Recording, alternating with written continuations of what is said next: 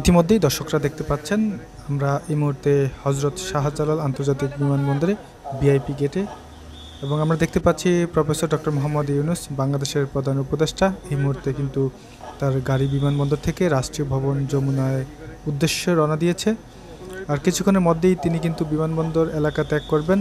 আমরা দেখতে পাচ্ছি ভিআইপি সড়কের অংশটুকু প্রবেশ করছে, সেখান থেকে কিন্তু তাকে বহনকারী গাড়িবহর সেটি কিন্তু এগিয়ে চলছে রাষ্ট্রীয় ভবন যমুনার উদ্দেশ্যে। তাকে বহনকারী বিমান হজরত শাহজালাল আন্তর্জাতিক বিমানবন্দরে অবতরণ করেন, এবং এর আগেই তাকে বহনকারী যে গাড়িবহর সেখানে প্রস্তুত রাখা হয়েছিল।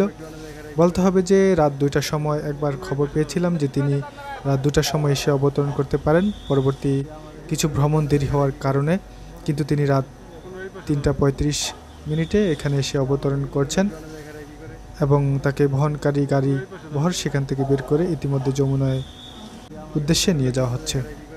রাকিবুল হাসান, প্রধান সংবাদ, ঢাকা।